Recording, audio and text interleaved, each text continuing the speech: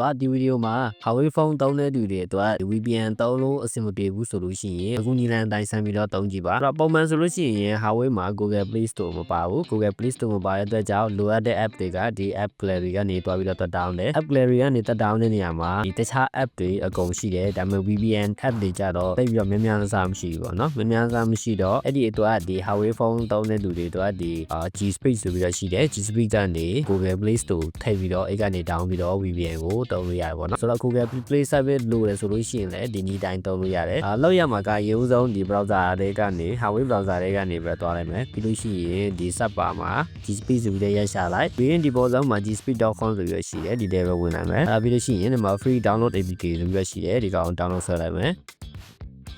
Okay ဒါဆိုလို့ရှိရင်ဒီမှာ download complete ရပြီပေါ့နော် download လုပ်ပြီးဆိုလို့ရှိရင်လုံးစံတိုင်းပဲ install တင်မယ် install တင်ဖို့အတွက်ကိုဒီမှာ along နှိပ်ပေးလိုက်ပါ Okay ဒါမျိုးသုံးခုပေါ်လာမယ်ဆိုလို့ရှိရင်ဒီအလဲက install ကိုနှိပ်ပြီးတော့ install တင်လိုက်မယ်ပြီးလို့ရှိရင် done ကိုနှိပ်တာပေါ့နော် done နှိပ်ပြီးအလဲနဲ့ထွက်မယ်ပြီးလို့ရှိရင်ဒီအပြင်မှာ G Speed ကိုတွေ့ရပြီ G Speed တွေတစ်ချက်ဝင်လိုက်မယ်ဒီနေရာမှာ start ကိုနှိပ်ပေးလိုက်မယ်ပြီးလို့ရှိရင် allow ပဲပေးလိုက်ပေါ့နော်ပြီးလို့ရှိရင်ဒီမှာ continue ကိုနှိပ်ပေးလိုက်ပါဒါဆိုရင်သူက loading ဆွဲနေပြီပေါ့နော်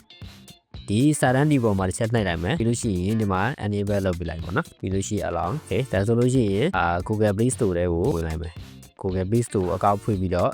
လိုချင်တဲ့ VPN down လို့ရပြီပေါ့နော်ဒီမှာတော့ကျင်ညာတော့နည်းနည်းတက်မယ်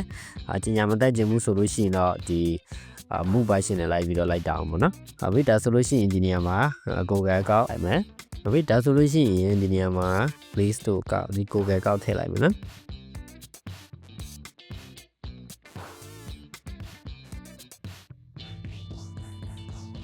ဟုတ်ပြီအဲဆိုအပြင်တစ်ချက်တင်ထားလိုက်မယ်ပြီးလို့ရှိရင်ဒီ Google Play Store ထဲပဲတစ်ချက်ဝင်လိုက်မယ်ကဲဒါဆိုလို့ရှိရင်ဒီမှာ Google Play Store ရပြီဖြစ်တဲ့အတွက်ကြောင့်မှာ VPN အဆင်ပြေတဲ့ VPN ကို share down လုပ်ရတယ်ပေါ့နော်ဒီမှာကျန်း VPN ကို down မလားဒါမှမဟုတ်ဒီမှာ now VPN ကို down မလားပေါ့နော်ကို down ကျင်လဲ VPN ကို down ပြီးတော့ချိန်ပြီးရင်သုံးလို့ရပြီပေါ့နော်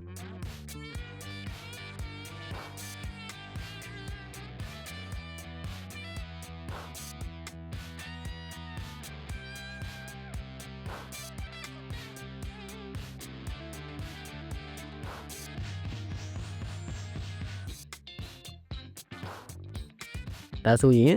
ဒီမှာဆိုလို့ရှိရင်ကိုကြိုက်တဲ့ VPN ကို down လုပ်ရတယ်ဒီမှာ Speed Top Up ယူမလား VPN တော်များစုံလင်းဒီအပြင်ကဒီ Google Play Store ရတဲ့ဖုန်းတွေလိုမျိုးပဲဒီ Play Store မှာပါတဲ့ဒီ VPN တွေအကုန်ချိန်လို့ရတယ်ပေါ့နော်အကုန်ချိန်ပြီးတော့သုံးလို့ရတယ်ဒီမှာ Google နဲ့ပတ်သက်တဲ့ဒီ Google နဲ့ပတ်သက်တဲ့ app တွေအကုန်လုံးရှိတယ်ပြီးလို့ရှိရင်ဒီမှာ YouTube ဆိုလည်းရှိတယ်ဒါဆိုလို့ရှိရင်ကိုဒီ Play Store နဲ့ပတ်သက်တဲ့ app တွေအကုန်လုံးကိုဒီ G Speed ကနေဝင်ပြီးတော့ဝင်တောင်းလို့ရပြီပေါ့နော်ဒီ Huawei phone အတွက်က G Speed ရမဟုတ်ဘူးတချို့ဆိုလို့ရှိရင် G Box တို့ပါလို့ရှိတယ်ပေါ့နော်အများကြီးဒါပေမဲ့ဒီအဲ့ဒီတိုင်းမှာကိုအဆင်ပြေရပေါ့ကိုသဘောကျတဲ့ဟာကိုတော့ပေါ့နော်ကျွန်တော်ကတော့ဒီ G Speed ကိုပို့ပြီးတော့သဘောကျလို့အဲ့ဒါကြောင့်မို့ဒီကောင်နဲ့တောင်းတယ်ပေါ့နော်ဒါကတော့ Huawei phone တွေမှာဒီ VPN သုံးလို့အဆင်မပြေဘူးဆိုလို့ရှိရင်ခုနီလန်လေးအတိုင်းဆန်းပြီးတော့ဆန်းသုံးကြည့်ပါဗီဒီယိုကိုစုံတဲ့ကြည့်ပြီးတဲ့အတွက်ကျေးဇူးတင်ပါတယ်